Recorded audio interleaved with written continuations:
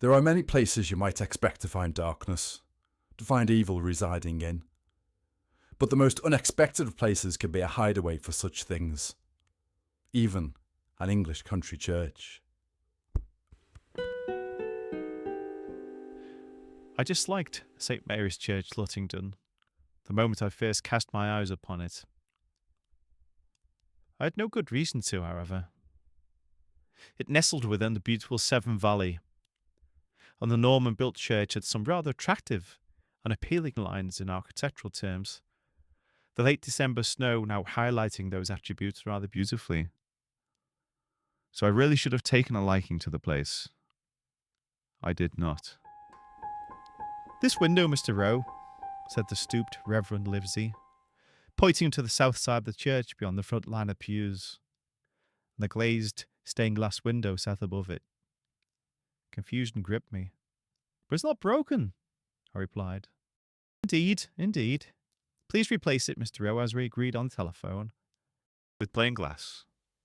"Yes, but—" With that he was gone, briskly pacing his stooped head towards the vestry door, allowing no further debate on the matter.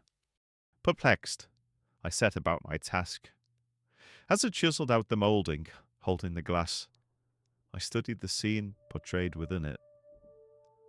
A robed crowd, a man preaching. Christ himself, I assumed. Angels ascending. Devils? Fair enough, I thought. Good and evil. Black and white. And... good God! What was this, though, I thought, physically staggering back and away from the stained glass at the sight of what had met my eye. I caught myself speaking out loud. A gallows, a hanged man. Church stained glass window. What the hell was this? I heard a clatter of wood, a sudden bang of sorts, and turned to see what it was that had fallen. I scanned the small church, but could bring nothing to my eyes that might serve as a possible cause of the noise.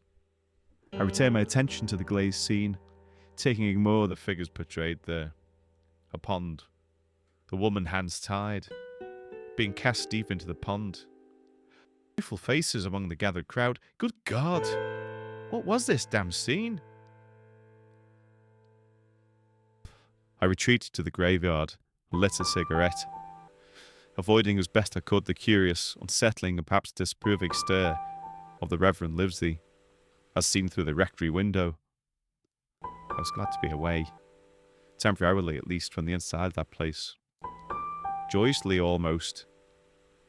At that moment, I wasn't convinced I was ever going to return inside to complete the task, and in my head, I found myself considering several explanations I might offer up to the Reverend to explain such a hasty departure, my failure to complete the work in hand.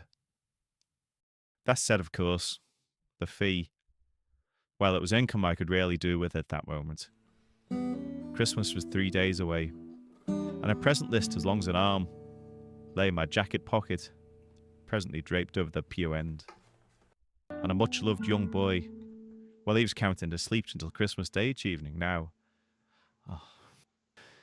Despite all that, I stretched out my arm to my thigh, feeling for my van keys in my jeans pocket. I was seriously considering an immediate exit from the place altogether. Not worrying, not caring how embarrassing financially or otherwise that might feel. 2 slowly smoked cigarettes later, I set back to work at the job in hand, desperately trying to avert my eyes from the particular aspects of the peculiar, disturbing scene, the scene that unbalanced my sense of well-being. Slowly, however, I found myself perplexed to discover that no such details now existed within the glazed scene. No gallows, no drowning pond, no devils. Had I been mistaken? Was it delusional somehow? I scanned the other windows, convinced now that I had mistakenly confounded myself somehow, that by course of confusion I was somehow studying the wrong glazing perhaps. A 30-minute examination and re-examination of all the windows within the church showed, however, no such macabre detail of any kind anywhere, none whatsoever. And then there was that noise again. A clatter of wood,